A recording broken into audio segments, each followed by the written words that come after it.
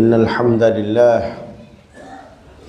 لله نحمده ونستعينه ونستغفره ونؤمن به ونتوكل عليه ونعوذ بالله من شرور أنفسنا ومن سيئات أعمالنا من يهده الله فلا مضل له ومن يضلله فلا هادي له وأشهد أن لا إله إلا الله وحده لا شريك له وأشهد أن محمدا عبده ورسوله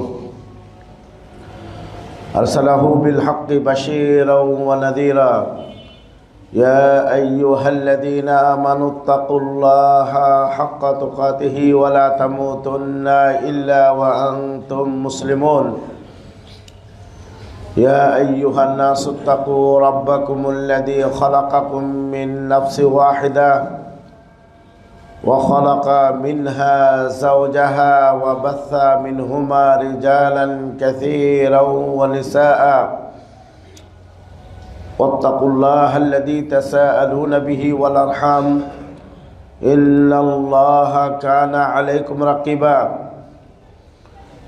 يا أيها الذين آمنوا اتقوا الله وقولوا قولا سديدا يصلح لكم أعمالكم ويغفر لكم ذنوبكم ومن يطع الله ورسوله فقد فاز فوزا عظيما أما بعد فإن خير الحديث كتاب الله وخير الهدي هدي محمد صلى الله عليه وسلم وشر الأمور محدثاتها وكل محدثة بدعة وكل بدعة ضلالة وكل ضلالة في النار فقد قال الله تبارك وتعالى في كلامه المجيد وفرقانه الحميد أعوذ بالله من الشيطان الرجيم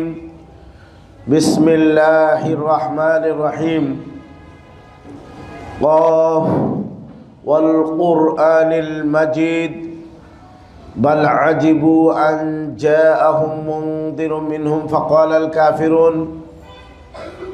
الكافرون هذا شيء عجيب أئذا متنا وكنا ترابا ذلك رجع بعيد قد علمنا ما تنقص الأرض منهم وعندنا كتاب حفيظ إلى آخر السورة.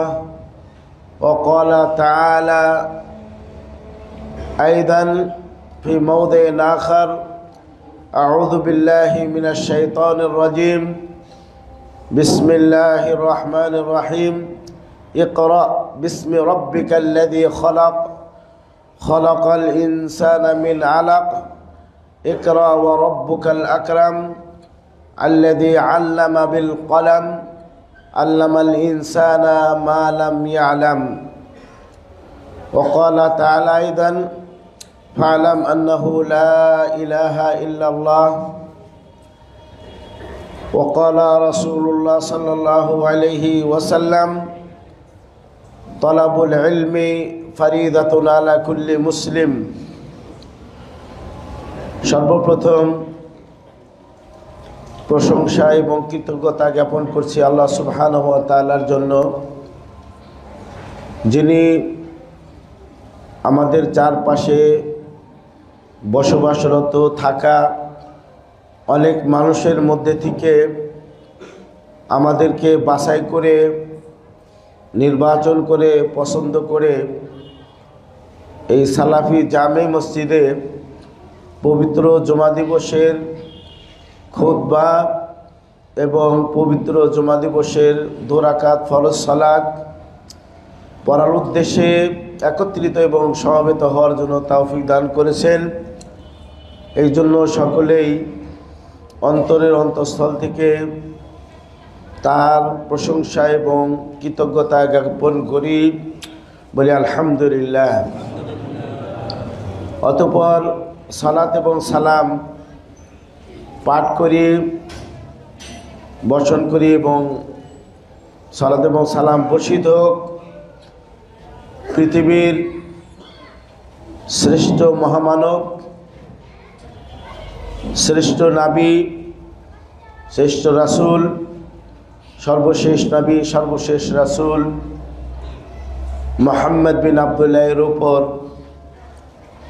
যিনি তার উপরে অর্পিত দায়িত্ব যথাযথ প্রচার প্রসার করে গেছেন, আমানত রক্ষা করে গেছেন এবং উম্মতকে সরল পথের উপরে রেখে গেছেন।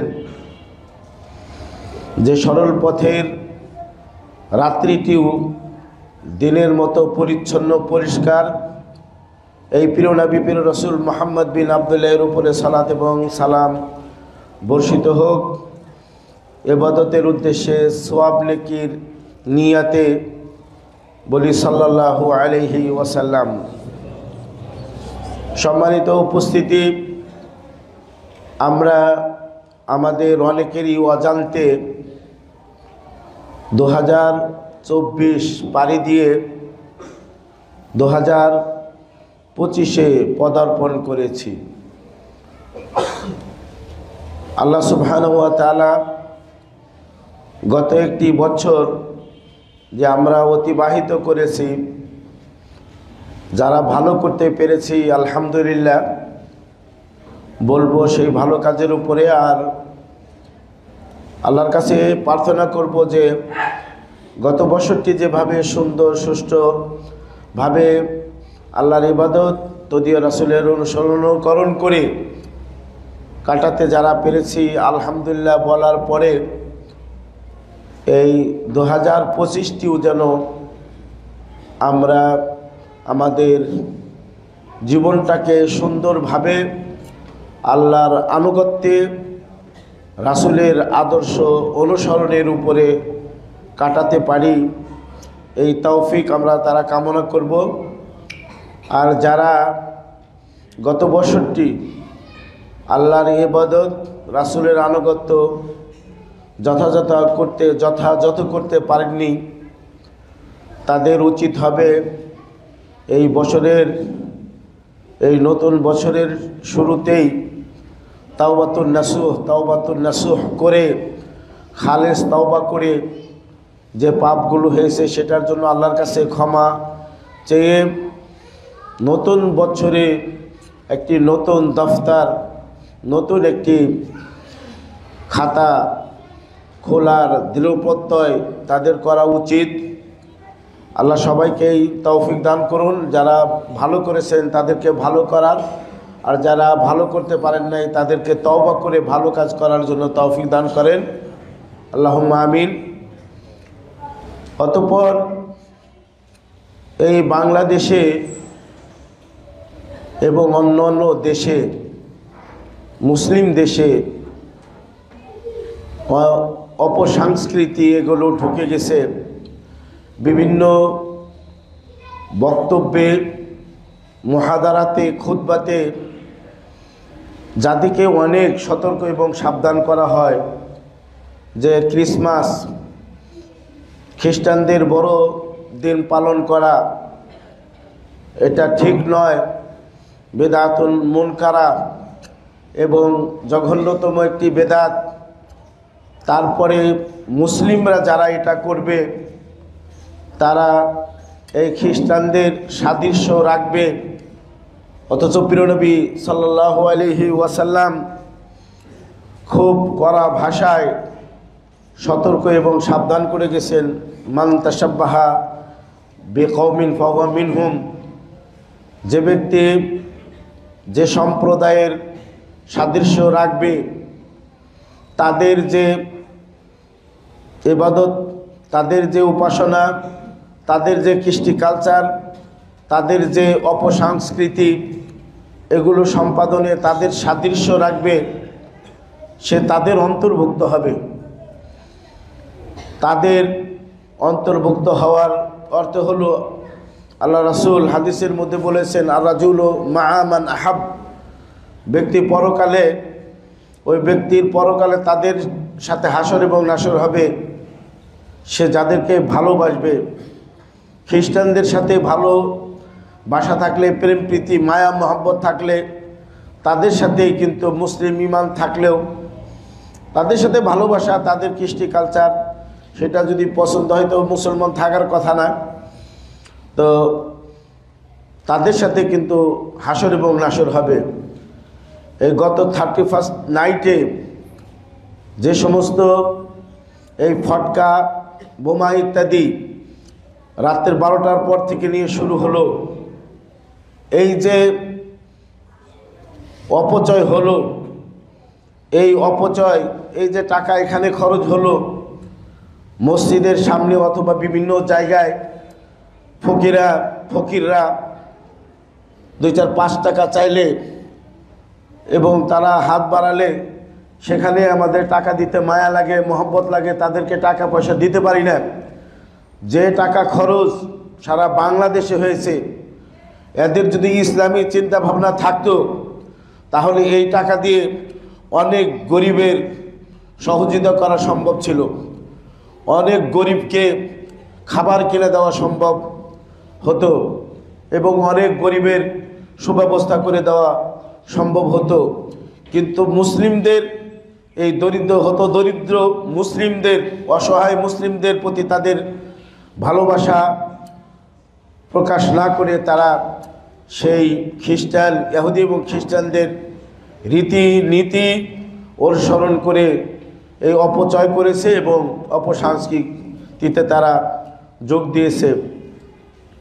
আল্লাহ রাসূল সাল্লাল্লাহু আলাইহি সাল্লাম একটি কথা এবং হাদিস বলেছেন যে খায়রুন নাসে মান তালা উমরুহু ওয়া হাসুনা আমালুহু, বলছে মানুষের মধ্যে সেই শ্রেষ্ঠ মানুষ, পৃথিবীর মধ্যে সেই শ্রেষ্ঠ মানুষ যে যার বয়স বৃদ্ধি হয়, তালা উমরুহু, তার উমর বয়স লম্বা হয়, দীর্ঘ হয়, বেশি বয়স পায়, হাসুনা আমালুহু, পাশে পাশে তার আমল সুন্দর হয়, তার কর্ম সুন্দর হয়, দিনী কাজগুলো আমাল সালেহগুলো বেশি হয়, বৃদ্ধি পায়। এবং ওয়াশারুন নাসে মান তালা উমরুহু ওয়া কাসুরা সাইয়্যাতুহু, তো মানুষের মধ্যে জঘন্যতম নিকৃষ্ট সে মানুষ যার বয়স বেশি হয়, বেশি হওয়ার পাশাপাশি সেই বয়স বেশি হওয়ার অর্থ হলো যে তার আখেরাতমুখী চিন্তা হওয়া উচিত, আখেরাতের দিকে তার ধাপিত হওয়া উচিত। এটা না হয়ে এদিকে তার চিন্তা ভাবনা না হয়ে সে অপসংস্কৃতি, পাপ এবং খারাপ কাজের মধ্যে আরও বেশি ঝুঁকে পড়ে, পাপের দিকে সে পাপে আরও বেশি নিমজ্জিত হয়ে যায়। সম্মানিত উপস্থিতি, এই আরবি নববর্ষ রয়েছে যেটা নাকি হিজরি সন, প্রিয় নবী সাল্লাল্লাহু আলাইহি ওয়াসাল্লাম মক্কা থেকে মদিনায় যেদিন হিজরত করলেন সেদিন থেকেই হিজরি সন গণনা শুরু হয়নি। উমর রাদিয়াল্লাহু তাআলা আনহু এই আরবি হিজরি সন গণনার নীতিটি তিনি চালু করেছেন। তো বলতে চাই যে কোনো নববর্ষ উদযাপন করা যদি শরীয়ত এলাও করত, পারমিশন দিত, বৈধ বলে স্বীকৃতি দিত, তাহলে নবী সাল্লাল্লাহু আলাইহি ওয়াসাল্লাম মক্কা থেকে মদিনায় যেদিন আসলেন সেটা হিজরি সন। সেই হিজরতের পরে প্রিয় নবী মক্কাতে তিনি 10 বছর জীবনযাপন করেছেন। একদিন হলেও এরকম পালন করতেন যে আমি এই দিনে মক্কা থেকে মদিনায় খুব কষ্ট করে গাড়ে থাউরে থেকে সেখান থেকে পায়ে হেঁটে মদিনায় কষ্ট করে আসলাম, এই দিনটাকে ইবাদত হিসাবে উদযাপন করি। কিন্তু অত্যন্ত দুঃখের বিষয় হলেও সত্য কথা যে প্রিয় নবী সাল্লাল্লাহু আলাইহি সাল্লাম এটা করেননি। প্রিয় নবী সাল্লাল্লাহু আলাইহি ওয়াসাল্লাম এটাকে উদযাপন করেননি। যদি প্রিয় নবী সাল্লাল্লাহু আলাইহি সাল্লাম এটা উদযাপন করতেন তাহলে হিজরি সাল উদযাপন সহ অন্যান্য সালগুলো, বছরগুলো, নববর্ষগুলো উদযাপন করা বৈধতা প্রমাণ হতো রাসূল সাল্লাল্লাহু আলাইহি সাল্লামের থেকে। যেহেতু তিনি করেননি আরবি হিজরি সন উদযাপন করা, এ থেকে বোঝা যায় যে এটা যেরকম অবৈধ, ওই আপনার ইংরেজি নববর্ষ এবং আপনার বাংলা নববর্ষ ইত্যাদি বর্ষ উদযাপন করা, নতুন বর্ষ উদযাপন করা, এটা শরীয়তের মধ্যে গৃহীত নতুন বেদাত কাজ। এটার সাথে কোনো মুসলিম জড়িত থাকতে পারে না। এত কথা বলার পরেও দেখা যায় যে দিনদারিত্ব রয়েছে, দিন পালন করে, দিন ফলো করে, দিনকে অনুসরণ করে, দাড়ি টুপি লেবাস ইত্যাদি ঠিকই আছে, তারপরেও দেখতেছেন যে আপনার মোবাইলের মধ্যে নিউ ইয়ার বলে আপনাকে রেসালা বা আপনার কাছে চিঠি পাঠাচ্ছে। তো এগুলো আসলে আমরা কি বলবো, যে দিনের প্রতি তাদের গায়রাত না থাকা, দিন ধর্মের প্রতি, ইসলামের প্রতি গায়রাত মানে আত্মসম্মান বোধতা না থাকা এবং ইসলামকে প্রকৃতভাবে না জানা, এটাই আমরা ধরে নিব যে এইভাবে তারা এই নতুন বছর আসলেই কি যুবক আর কি বৃদ্ধ আর কি নারী এবং কে পুরুষ সবাই এগুলা এই চিঠি মোবাইলের মধ্যে আদান প্রদান করে থাকে। এটা একটি সতর্ককরণ। এ ব্যাপারে কথা হয়ে থাকলেও যেহেতু সেদিন হয়ে গেল, আমরা বাস্তবে দেখলাম খুতবাতে আলোচনা সতর্ক সাবধান করার পরেও এগুলো এভাবে ঘটছে। আল ইনসানু হারিসুম মিম্মা মুনিয়া মিনহু, মানুষ যে জিনিস থেকে, যে কাজ থেকে তাকে নিষেধ করা হয় সেই দিকে সে হারিস থাকে, আগ্রহী থাকে। তো অনুরূপভাবে আপনার এই রবিউল আউয়াল মাসে সেই মানে চোরের মার বড় গলা একটা কথা, যেটার কোনো প্রমাণই নেই, সেটার প্রচার প্রসার দেওয়ালে অলিতে গলিতে সাইয়্যিদুল আয়াত, ঈদের বহুবচন আয়াত মানে হলো যত ঈদ আছে সেই ঈদের মানে হলো শ্রেষ্ঠ ঈদ ওই রবিউল আউয়াল মাস, যার কোনো অস্তিত্ব ইসলামের মাঝে নেই। রবিউল আউয়াল মাস আসলে প্রিয় নবীর জন্ম দিন উদযাপন করা, তারপরে 27শে রজবের মধ্যে ওই দিন রোজা রাখা, সিয়াম পালন করা, এই যে জিনিসগুলো এগুলো আমরা মেম্বার থেকে, তারপরে আলোচনার মাধ্যমে, তারপরে খুতবাতে সতর্ক মুসলমানদের করি আমরা।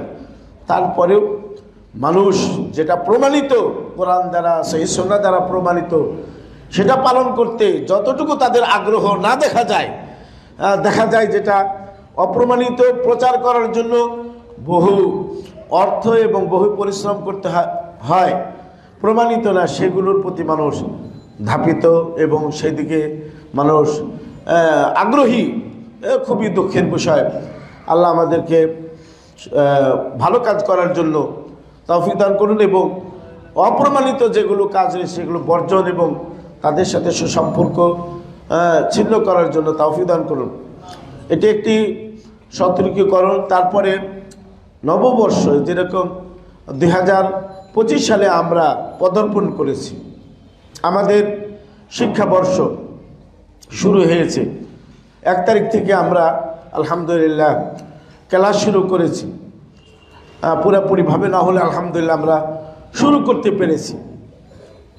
তো আজকে 3 তারিখ, জানুয়ারি মাসের 3 তারিখ, আমরা যারা ছাত্র রয়েছি তারা সহ মুসল্লিয়ান ইকরামদেরও আপনার জ্ঞান অর্জনের প্রতি আগ্রহ থাকা দরকার এবং তাদেরও জ্ঞান অর্জনের প্রতি, ইলমুন নাফি অর্জনের প্রতি তাদের আগ্রহ থাকা একান্তই দরকার। কারণ হলো আল্লাহ রাসূল সাল্লাল্লাহু আলাইহি ওয়াসাল্লাম হাদিসের মধ্যে বলেছেন যে মান খারাজা ফি তালাবিল ইলমি ফাহুয়া ফি সাবিলিল্লাহ, মান খারাজা ফি তালাবিল ইলমি ফাহুয়া ফি সাবিলিল্লাহ, যে এলেম অনুসন্ধানের জন্য বাড়ি থেকে বের হলো, ফি সাবিলিল্লাহ, সে আল্লাহর রাস্তায় থাকলো, আল্লাহর রাস্তায় হলো। আল্লাহর রাস্তায় থাকার অর্থ যে আপনার দিনের এবং দুনিয়ার যত উপকার রয়েছে, ভালো দিক রয়েছে, সেটা আল্লাহ সুবহানাহু ওয়া তাআলা দেখবেন। দিন এবং দুনিয়ার যত ভালো দিক রয়েছে সেটা আল্লাহ সুবহানাহু ওয়া তাআলা আপনার দেখবেন। আপনি এলেম অনুসন্ধানের জন্য বের হয়েছেন, আল্লাহ রাস্তায় রয়েছেন এই জন্য। আর দিন এবং দুনিয়ার যত অকল্যাণ রয়েছে, বিপদ আপদ মুসিবত যত যা রয়েছে, তা সব থেকে আল্লাহ সুবহানাহু ওয়া তাআলা আপনাকে হেফাজত করবেন। সালাফদের কেউ কেউ ইবনুল মুবারক আব্দুল ইবনে মুবারক মুহাদ্দিস কাবীর জিদ্দান, আমাদের ছাত্ররা আব্দুল ইবনে মুবারক, আমাদের ছাত্ররা তোমরা অবশ্যই জানো। আব্দুল্লাহ মুবারক রাহিমাহুল্লাহ, তাকে একজন এসে বলছেন যে ইলা কাম সানা তাকতুবুল হাদিস, আর কত বছর হাদিস লিখবে? হাদিস তাদবিনুল হাদিস মানে হলো হাদিস লিখবে, রচনা করবে, কত বছর আর লিখবে? কয় যে ইলান আমুত, একবারে মৃত্যুর আগ পর্যন্ত, মৃত্যু আসার আগ পর্যন্ত আমি এই হাদিস লেখা কাজের মধ্যেই ব্যস্ত থাকবো। মৃত্যু আসার আগ পর্যন্ত আমি যে প্রিয় নবীর হাদিস লিখতেছি, এই হাদিস লেখার কাজেই আমি ব্যস্ত থাকবো। সুবহানাল্লাহ। আবার সালাফদের কেউ কেউ উনি এখানে বলছেন যে কেন করবো না, যে মুআল্লিমু আন-নাস আল খায়রা, যারা মানুষকে কল্যাণ শিক্ষা দেয়, এদের উপরে ফেরেশতারা দোয়া করে, এদের জন্য ফেরেশতারা দোয়া করে, এবং যারা জ্ঞান অর্জন করে তাদের জন্য মান ফিস সামাওয়াতি ওয়াল আরদ, আসমান এবং জমিনে প্রাণবান যাদের মধ্যে প্রাণ আছে, একবারে দেখো দূরবীন দিয়ে কিছু মাখলুক দেখতে হয়, সৃষ্টির যে দেখতে হয়, তার মধ্যে প্রাণ আছে।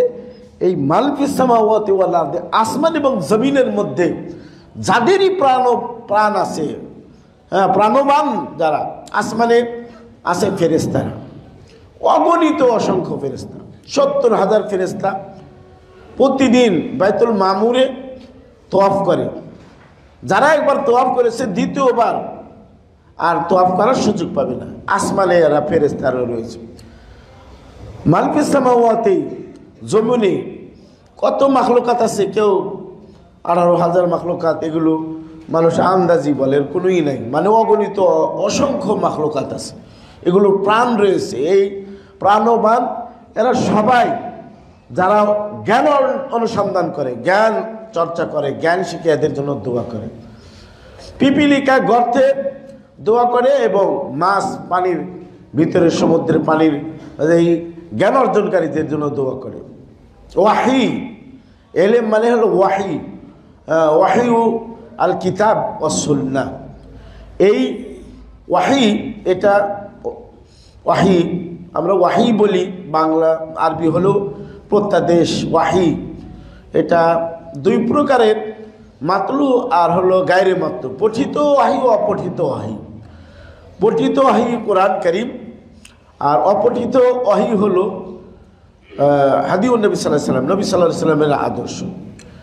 এই যে ওয়াহি, এটা আসমান এবং জমিনের নিচে, আসমানের নিচে জমিনের উপরে, এই পৃথিবীতে যা কিছু আছে তার মধ্যে সবচেয়ে শ্রেষ্ঠ জিনিস হলো ওয়াহি, ওয়াহিউল্লাহ, আল্লাহর ওয়াহি, মানে হলো ইলমুল নবুওয়া, ইলমুন নবুওয়া ওয়ার রিসালা, নবুয়ত এবং রিসালাতের ইলম, এই পৃথিবীর শ্রেষ্ঠ জিনিস, পৃথিবীর উত্তম জিনিস, পৃথিবীর উৎকৃষ্ট জিনিস, সবচেয়ে বড় নেয়ামত, সবচেয়ে বড় অনুগ্রহ, সবচেয়ে বড় দয়া, এই ইলম। ইমাম আহমদ ইবনে হাম্বল বলছেন, আল ইলম লা ইয়াদিলুহু শাই ইন সাহাতিন নিয়াতু, নিয়াতকে একনিষ্ঠ করে কেউ যদি এলেম অনুসন্ধান করে, তাহলে এই পৃথিবীতে যত যা আছে কি কল্পনা করতে পারেন আপনি? হ্যাঁ, এই পৃথিবীতে যা কিছু অর্থশীল মূল্যবান যা কিছু আছে, কোনো কিছুই এই ইলমের, এই জ্ঞানের, ইলমুন নুবুওয়া, ইলমুর রিসালা, ইলমুস শারঈ, শরঈ ইলমের সমন্বয় বরাবর নয়। আপনি কি মনে করেন? আপনি আমাদের যারা ছাত্ররা চিন্তা করা উচিত যে আমার পিতা আমাকে কেন এই মাদ্রাসার এলেম অনুসন্ধানের জন্য পাঠিয়েছে, আর আমি কেন এই মাদ্রাসায় এসেছি, আমার উদ্দেশ্য কি, আমার হাদাফ কি, আমার লক্ষ্য কি।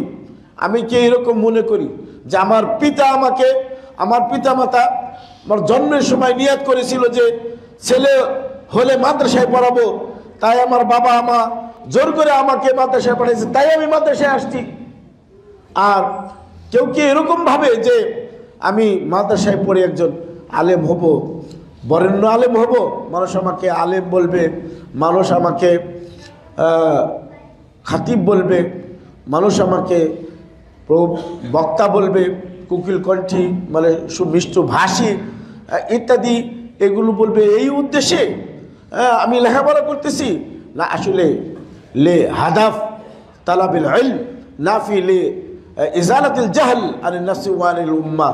না, আমি এলেম শিখছি এই জন্য যে আমার জীবন থেকে এবং সমাজ থেকে যে অজ্ঞতা রয়েছে, এই অজ্ঞতা আমি দূর করব, অপসংস্কৃতি যেটা রয়েছে সেটা আমি দূর করব, চিরতরে সেটাকে আমি বিদায় দেব, এই চিন্তা করে আমি এলেম শিক্ষা করতেছি।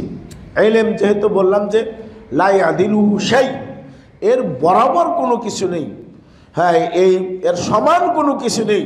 এটা হলো ওয়াহি, এলেম হলো ওয়াহি, আল্লাহ রাব্বুল আলামিনের পক্ষ থেকে ওয়াহি। এই ওয়াহি এটা কিন্তু যেই সে আবার অর্জনও করতে পারে না।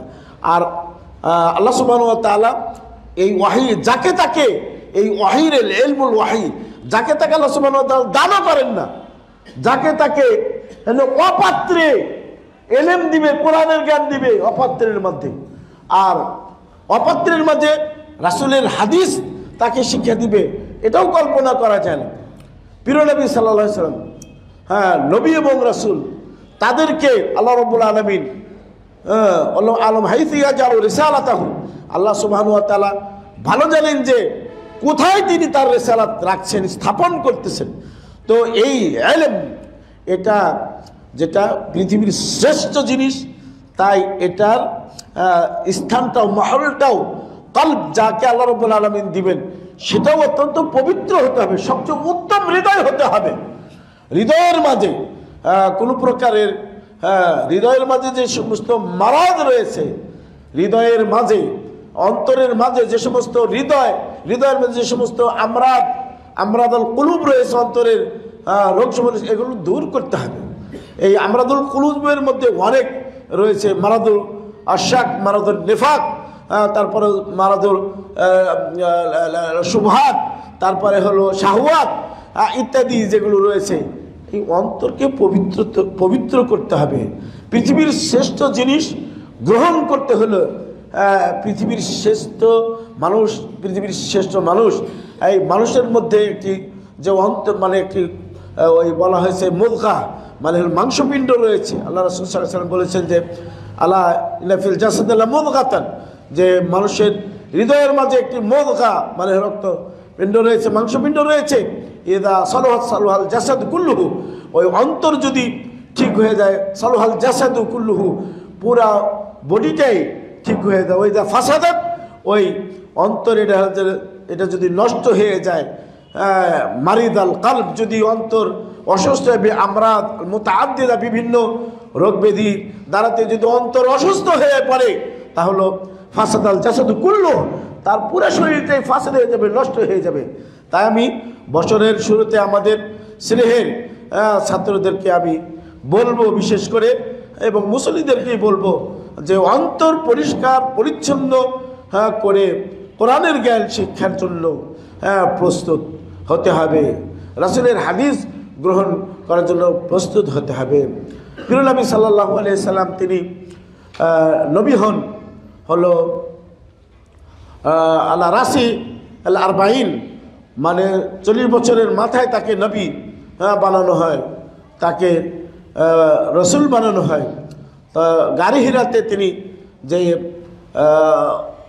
আরাধনা করতেছিলেন, ওয়াহি নাজিল হওয়ার আগে 6 মাস স্বপ্ন যুগে ওয়াহি হয়েছে। সেখানে সর্বপ্রথম যে ওয়াহি এসেছিল, তো এই কোরআন নাজিল হয়েছিল ওয়াহি। এই ওয়াহি ইকরা বিসমি রব্বিকাল্লাযী খালাক, মানে সর্বপ্রথম ওয়াহি রবের নামে পড়ার কথা। এটাও এই ইলমের গুরুত্ব দেয় এবং ইলমের গুরুত্ব বোঝায়।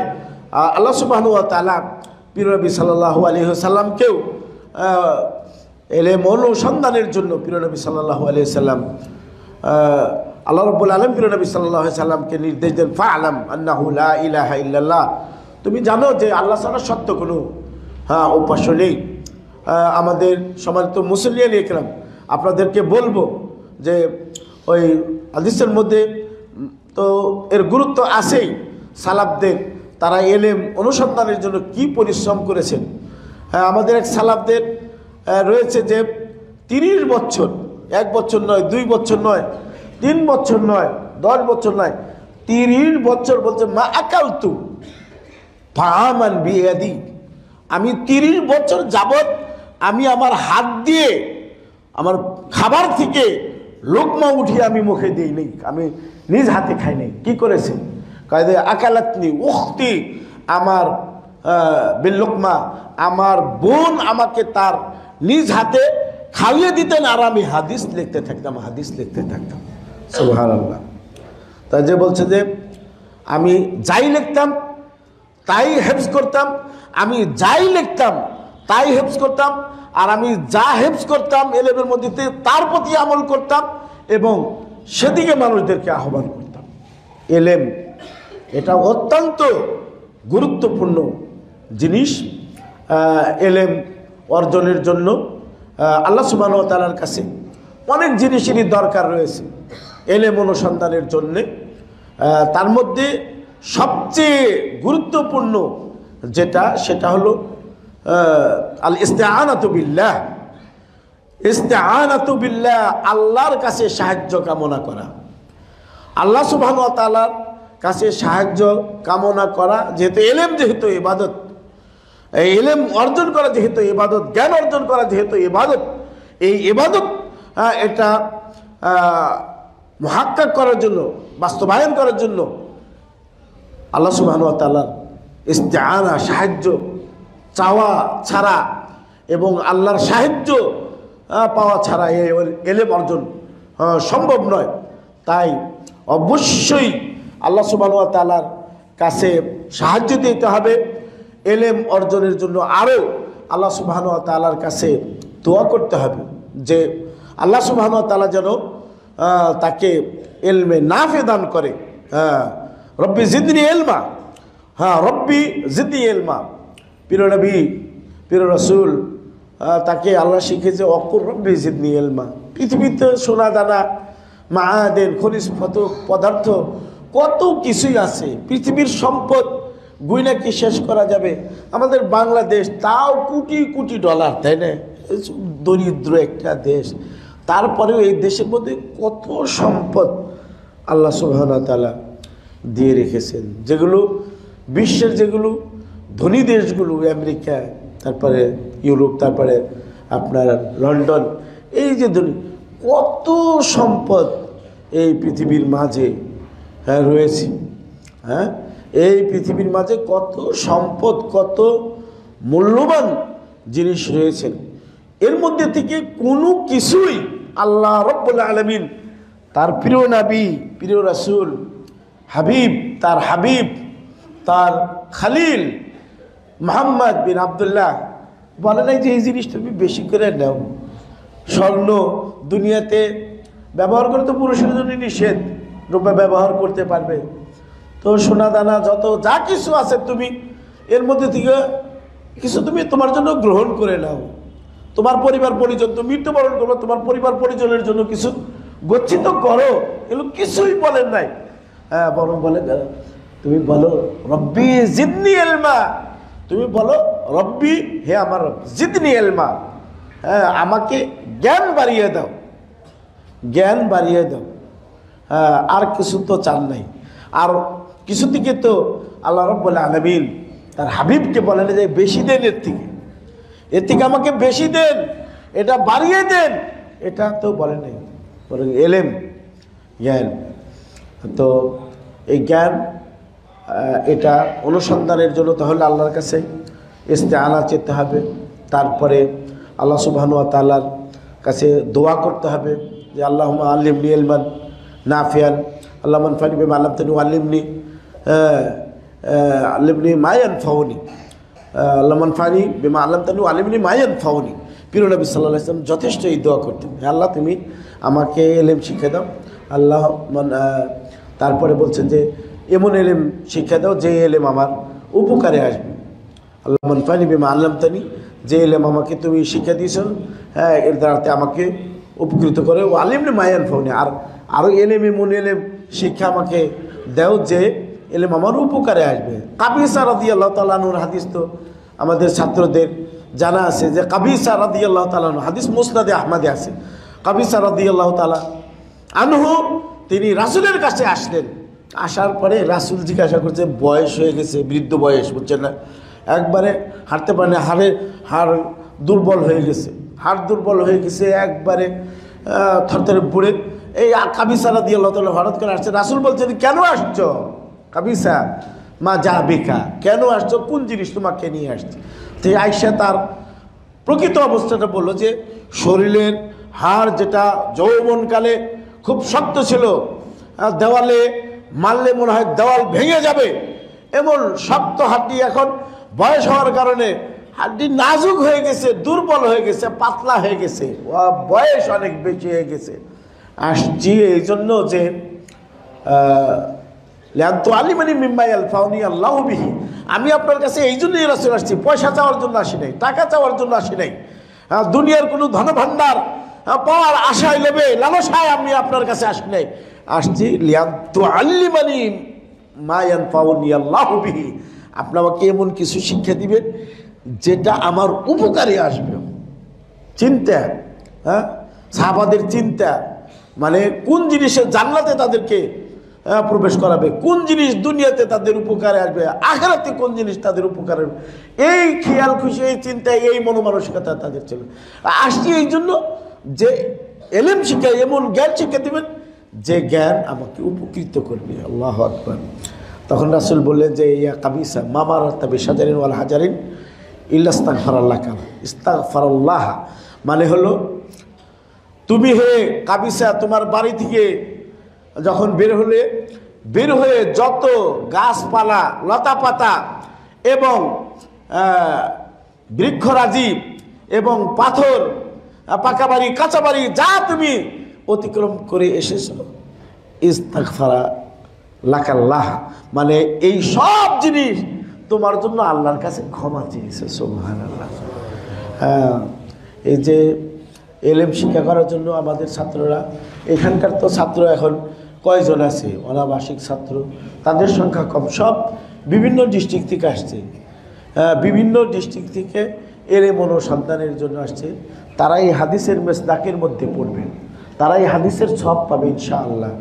তো তারপরে ইখলাসুন নিয়্যাহ, নিয়াতটাকে কিন্তু খালেজ করে নিতে হবে, নিয়াত খালেজ করে নিতে হবে। নিয়াতের যদি গড়বড়ি থাকে, অশুদ্ধতা থাকে, তাহলে কিন্তু এই এলেম অনুসন্ধান করেও কিন্তু পার পাওয়া যাবে না, জান্নাতে যাওয়া যায় না। এক আলেম আছে না, আলেম এবং কারি, তার দ্বারাতে জাহান্নাম, তিনজন দ্বারাতে জাহান্নামের আগুন উদ্বোধন করা হবে, তার মধ্যে একজন আলেমও আছে। তাকে বলা হবে যে এই যে তোমাকে নিয়ামত দিয়েছিলাম দুনিয়াতে, মানে এলেম অর্জন করতে পারে, তুমি বিশাল কারি ছিলে, কণ্ঠ তোমার ছিল একবারে সেই, কাকে বলবো, আব্দুস সামাদ মিশরের, তারপরে বাংলাদেশে ইউসুফ, তারপরে আরও যারা বিশাল বড় বড় কারি রয়েছে, তাদের কেরাতের মতো তোমার কেরাত ছিল, তোমাকে আমি কণ্ঠ দিয়েছিলাম, এলেম শিক্ষা করেছিল, করেছিলে, এর বিনিময়ে কী করেছে? কয় যে আমি কারাতো কিতাব আল্লাহ, আমি আল্লাহর কিতাব পড়ছি, তাল্লাম তো কিতাব আল্লাহ আল্লাম তো নাস, আমি কিতাবুল্লাহ পড়েছিলাম, মানুষকে শিক্ষা দিয়েছিলাম। আল্লাহ বলবেন কাযাব, তুমি মিথ্যা বলেছ, তুমি এলেম শিক্ষা করেছিল এই জন্য যে লিউকালা লেখা কারি, তোমাকে মানুষে কারি বলবে, অমুক কারি। কেরা যে করে, মানে শরীরের পশম দাঁড়িয়ে উঠে শিহরিয়ে উঠে মানুষ এটা বলবে। তারপরে তুমি তোমাকে মানুষে আলেম বলবে, এই জন্য তুমি এলেম শিক্ষা করেছিল। পরে ফেরেশতাদেরকে আদেশ দিবেন আল্লাহ তার ব্যাপারে, জাহান্নামে নিয়ে যাওয়ার জন্য আদেশ দিবেন। জাহান্নামে নিয়ে যাওয়া যাবে, পা দুইটা ধরবে, মুখের উপরে শেষরিয়ে নিয়ে জাহান্নামের মধ্যে নিক্ষেপ করবে। নাউজুবিল্লাহ মিন জালিক। আলেম রব্বানি হতে হবে, ইখলাস থাকতে হবে, আলেম রব্বানি হতে হবে, ইখলাস থাকতে হবে। তারপরে আখলাক, চরিত্রবান হতে হবে, রাসূলের যে চরিত্র সেই চরিত্রবান হতে হবে। আখলাক রাদিলা যেগুলো রয়েছে সেগুলো বর্জন করতে হবে। তারপরে হলো বাদলুল জুহুদ, মানে হলো প্রচেষ্টা করতে হবে। যতটুকু শক্তি আছে পুরা শক্তিটাই, এবং যতটুকু সময় আছে পুরা সময়টাই, শুধু ছাত্রদের না, আপনারও যারা মুসলিয়ান কেরাম আসছেন, আপনার যত সময় আছে যত শক্তি আছে এটা ব্যয় করে আপনি একটি আয়াত শিখুন, একটি আয়াতের অর্থ শিখুন, একটি আয়াতের প্রতি আপনি আমল করুন। সাহাবারা তো তাদের মধ্যে সূরা বাকারা, সূরা আল ইমরান যদি কেউ জানতে পারতো, সে তাদের মধ্যে একটা বড় কিছু আছে। সূরা বাকারা, সূরা আল ইমরান যে জানতো, সে সাহাবীদের মধ্যে অনেক বড় তার মর্যাদা। আর সবই শিখতে হবে মনে হতো না। আব্দুল্লাহ ইবনে মাসউদ রাদিয়াল্লাহু তাআলা আনহু তিনি বলছেন যে আমরা যখন 10 আয়াত শিখতাম, 10 আয়াত জানতাম, এই 10 আয়াত বাদ দিয়ে 11 আয়াত পর্যন্ত আমরা অতিক্রম করতাম না, যতক্ষণ পর্যন্ত আমরা না জানতাম এই 10 আয়াতের অর্থ কি, 10 আয়াতের ব্যাখ্যা কি, 10 আয়াতের উপরে আমল কি কি বিধান আল্লাহ দিয়েছেন, এগুলো জানার আগ পর্যন্ত 11 আয়াতের চিন্তা করতাম না। তো বুঝেও পড়তে হবে, কোরআন বুঝেও পড়তে হবে, হাদিস বুঝেও পড়তে হবে।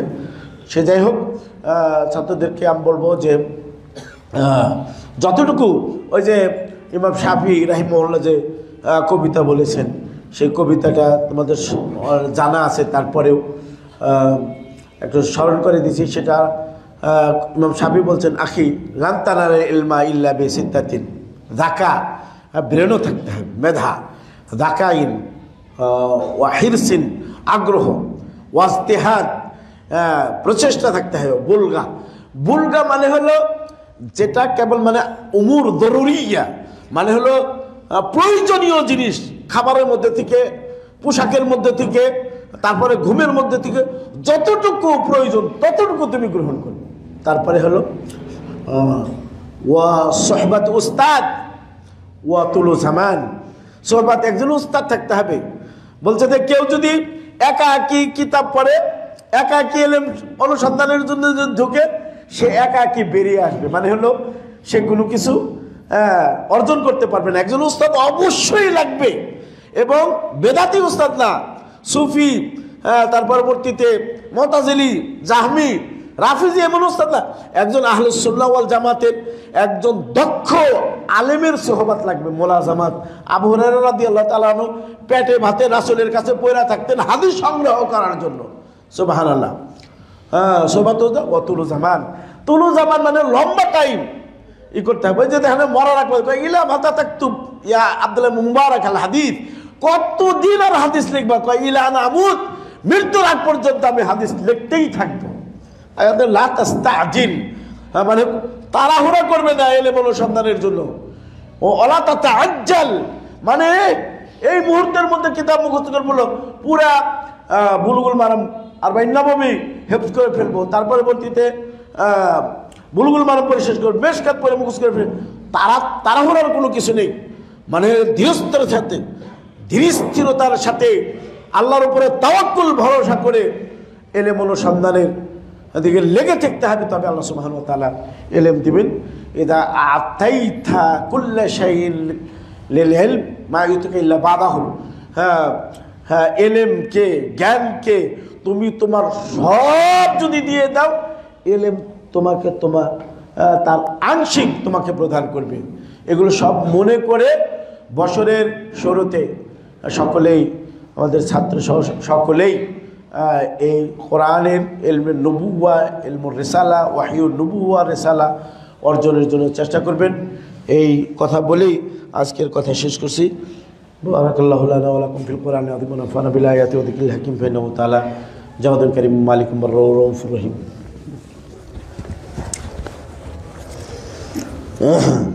আলহামদুলিল্লাহি রাব্বিল আলামিন ওয়া সাল্লাতু ওয়া সালামু আলা রাসূলিল কারীম ওয়া আলা আলিহি ওয়া সাহবিহি আজমাইন। আম্মা বাদ। সম্মানিত উপস্থিতি, যে কথাগুলো বললাম তার প্রতি যেন আল্লাহ সুবহানাহু ওয়া তাআলা আমাকে আমল করার জন্য তৌফিক দান করেন, আপনাদেরকেও আমল করার জন্য তৌফিক দান করেন। আর কথা নয়, সানবিয়া প্রথম বর্ষের ছাত্র মারুফের বাবা মারা গেছেন, ইন্না লিল্লাহি ওয়া ইন্না ইলাইহি রাজিউন। দোয়া ও জানাজা রয়েছে, তার জন্য সকলেই দোয়া করবেন। আল্লাহ রাব্বুল আলামিন আমাদের এই মারুফ ছাত্রের পিতাকে যেন আল্লাহ ক্ষমা করেন, মাফ করে দেন, তাকে জান্নাতুল ফিরদাউস দান করেন। এই জানাজাও আছে। সুবহান রাব্বিকা রাব্বিল ইজ্জাতি আম্মা ইয়াসিফুন ওয়া সালামুন আলাল মুরসালিন আলহামদুলিল্লাহি রাব্বিল আলামিন। কুমুল সালাত আইয়ুহাল মুসাল্লুন।